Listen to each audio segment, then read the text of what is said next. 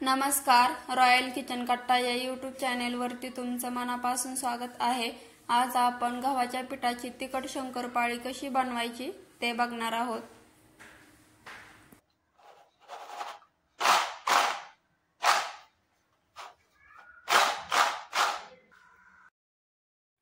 यासाठी इथे मी 1 वाटी गव्हाचं पीठ घेतलेलं आहे आणि गव्हाचं पीठ हे आपल्याला चाळून घ्यायचं आहे।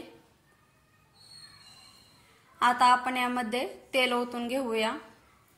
यासाठी इथे मी 1 पळी तेल घेतलेलं आहे। तेल आपल्याला गरम वगैरे करून अजिबात घ्यायचं नाही, थंडच तेल आपण वापरायचं आहे। आता हे तेल या पिठामध्ये चांगलं मिक्स करून घ्यायचं आहे। इथं आपण तेलाचा जास्तही वापर करायचा नाही। जर आपण जास्त तेलाचा वापर केला तर शंकरपाळी ही तेलकट बनते किंवा खाताना ती तेलकट लागते। तुम्ही इथं बघू शकता, अशा पद्धतीने या पिठाची मूठ बनेल इतपतच आपल्याला तेल ओतायचं आहे। आता आपण यामध्ये 2 ते 3 चमचे जिरे टाकायचं आहे। तसेच इथं मी 1 चमचा ओवा घेतलेला आहे आणि ओवा हा आपण हातावरती चोळून टाकायचा आहे। चवीनुसार मीठ टाकायचं आणि ही शंकरपाळी आपण तिखट बनवणार आहोत। यासाठी इथं मी 2 ते 3 चमचे लाल मिरची पावडर घेतलेले आहे। तुम्ही याऐवजी मिरचीचे तुकडे देखील घेऊ शकता। आता हे साहित्य या पिठामध्ये मिक्स करून घ्यायचं। तुम्ही जर चॅनलवरती नवीन असाल तर अशाच नवनवीन रेसिपी पाहण्यासाठी व्हिडिओला लाईक, शेअर आणि सबस्क्राइब करायला विसरू नका। हे साहित्य यामध्ये मिक्स करून झालं की आपण यामध्ये थोडं थोडं पाणी ओतून याचा घट्टसर असा गोळा तयार करायचा आहे।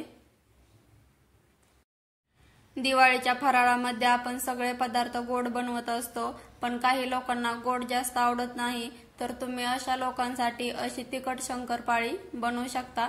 एकदम मस्त लागते, एकदम कुरकुरीत लागते।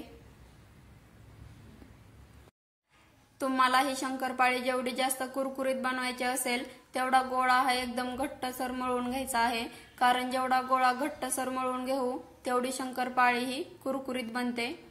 तुम्ही इथं बघू शकता, एकदम घट्टसर असा मी गोळा मळून घेतलेला आहे। या गोळ्याचे आपण 2 गोळे तयार करून घेऊया।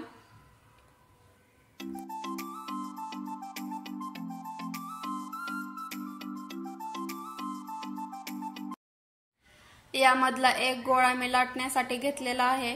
हा गोळा खाली पोळपाटाला चिकटू नये म्हणून आपण यावरतून पीठ लावून घ्यायचं आहे। आता याला आपण एकदम पातळ आकारामध्ये लाटून घेऊया। याला आपण जेवढं पातळ आकारामध्ये लाटून घेऊ तेवढी शंकरपाळी ही एकदम कुरकुरीत बनते।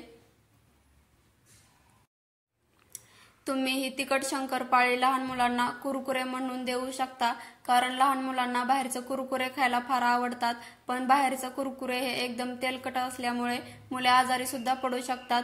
त्यामुळे घरच्या घरी एकदम कमी तेलकटमध्ये आणि एकदम कुरकुरीत लागणारी शंकरपाळी तुम्ही त्यांना कुरकुरे म्हणून देऊ शकता।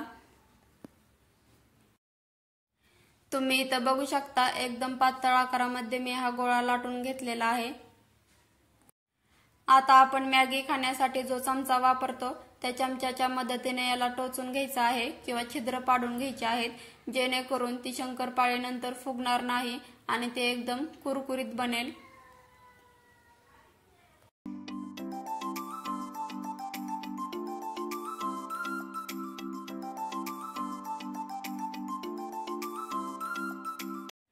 आता याला आपण चाकूने शंकरपाळीच्या आकारामध्ये कट करून घ्यायचं आहे। ही तिखट आणि कुरकुरीत शंकरपाळी तुम्ही जर काचेच्या भरणीमध्ये भरून ठेवली तर ती 1 ते 1.5 महिना सहज टिकते। नंतर तुम्ही दररोज चहा सोबत देखील खाऊ शकता।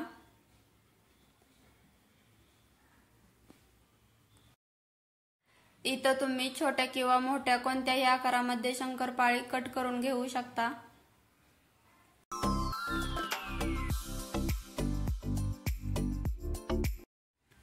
याला मी कट करून घेतलेला आहे, तुम्ही इथं बघू शकता।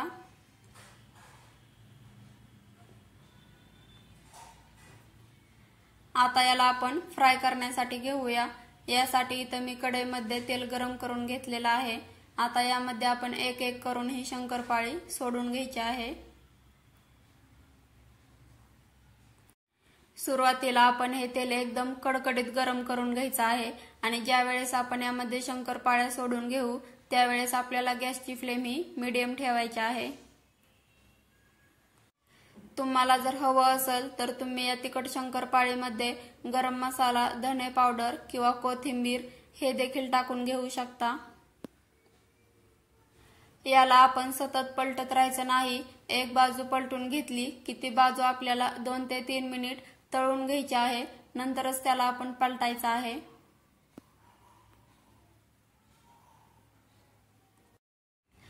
या शंकरपाळ्या फ्राय करत असताना गॅसची फ्लेम लो अजिबात ठेवायची नाही।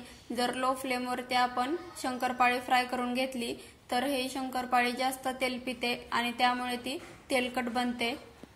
तुम्ही इथं बघू शकता या शंकरपाळ्यांचा कलर बदललेला आहे आणि या शंकरपाळ्या फ्राय झालेल्या आहेत। आता याला आपण काढून घेऊया।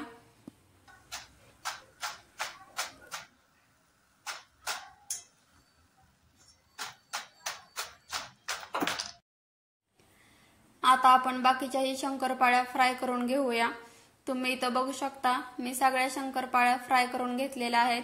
अगदी मस्त एकदम कुरकुरीत बनलेल्या आहेत, दिसायला देखील एकदम सुंदर दिसत आहेत।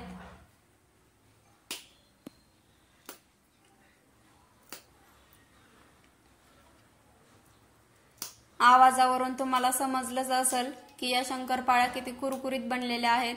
अगदी कमी साहित्यामध्ये बनतात, तसेच जे साहित्य यासाठी लागतं ते आपल्या सर्वांच्या घरामध्ये उपलब्ध असतं, त्यामुळे तुम्ही या शंकरपाळ्या नक्की करून